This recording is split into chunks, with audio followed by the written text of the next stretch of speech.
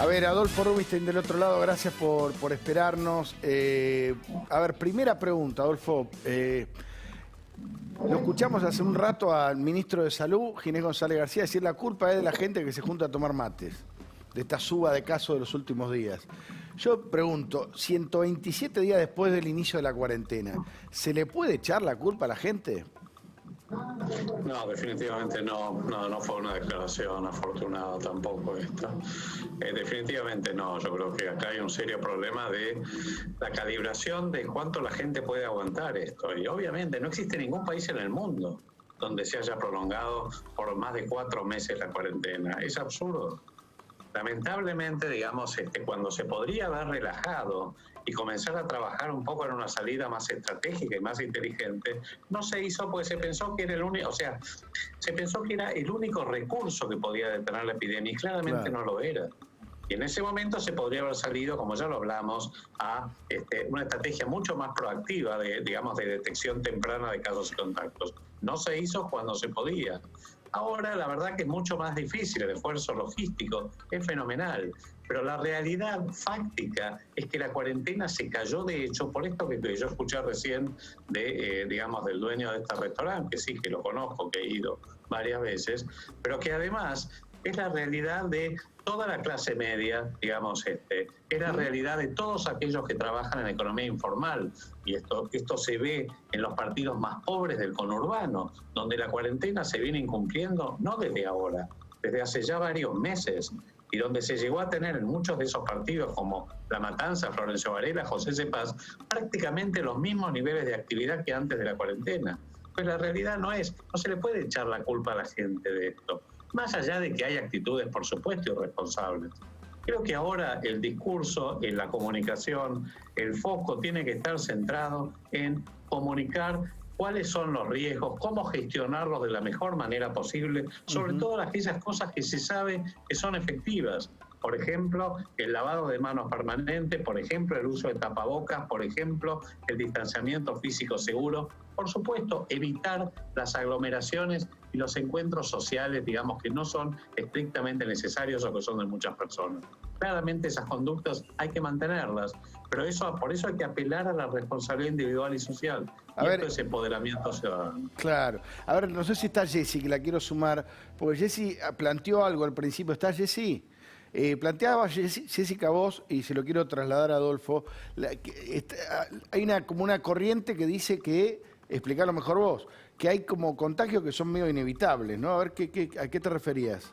No, a ver, lo que planteaba simplemente es que si hay mayor actividad va a haber mayor contagio y no es que se van a acabar los contagios porque estemos encerrados la mayor parte de la gente, que era como una evolución natural que esto iba a ocurrir, que no hay que asustarse tanto por los contagios diarios. Esto planteaba.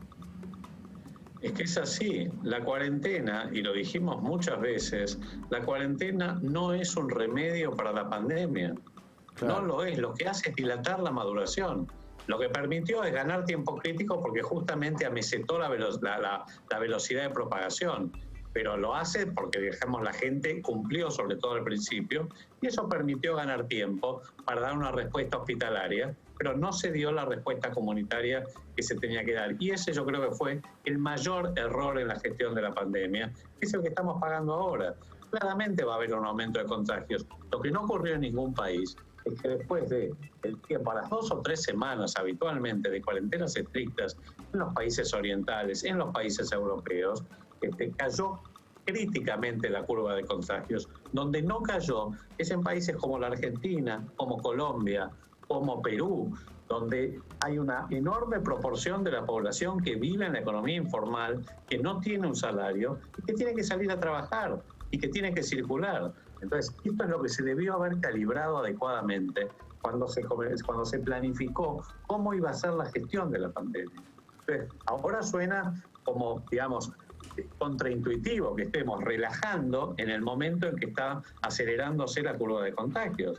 Pero claramente va a haber más contagios, claramente va a haber también más fallecimientos, lamentablemente. Por suerte, el sistema de salud, los recursos, sobre todo en el AMBA, por ahora está aguantando bastante bien.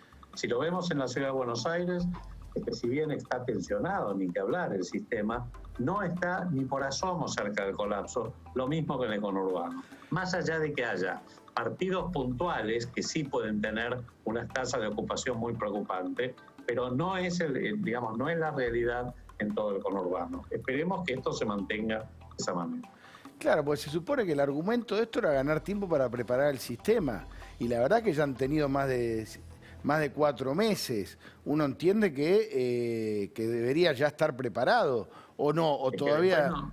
O todavía no. No, es que esto se hizo el primer mes sobre todo. O los primeros 2 meses, tanto. Pero después lo que pasa es que, digamos, se entró en una trampa. Primero fue un enamoramiento de la cuarentena, porque tenía un rédito enorme, tanto desde el punto sanitario como político, y después siguió con una suerte de trampa, donde no se sabía cómo se podía, digamos, cómo salir, no se sabía cómo salir. Y ahí surgió el discurso del miedo, del pánico, cuarentena o muerte, salud versus economía. Al final del día, lo que está ocurriendo es lo que se sabía que iba a pasar. Claro. Un país como la Argentina no resiste una cuarentena, por lo menos en el AMBA, donde se concentra el 35% de la población y el 40% de la economía, no resiste una cuarentena de 4 meses. Y a tu criterio, ¿deberíamos seguir en esta fase 3 ampliada hasta el 2 de agosto y después aumentar las flexibilizaciones o qué debería ocurrir? Yo creo que hay que seguir estrechamente el monitoreo de los indicadores duros y objetivos, donde digamos que de alguna manera permiten avisorar qué es lo que va a ocurrir con el sistema de salud. Yo no te podría responder esto. Lo que me resulta en este momento casi insostenible y casi inviable es retornar a una cuarentena estricta, como por ahí se dice. No porque no sea lo adecuado, porque probablemente sí sería lo adecuado. Porque no se puede hacer, porque no se va a cumplir y no hay peor cosa que,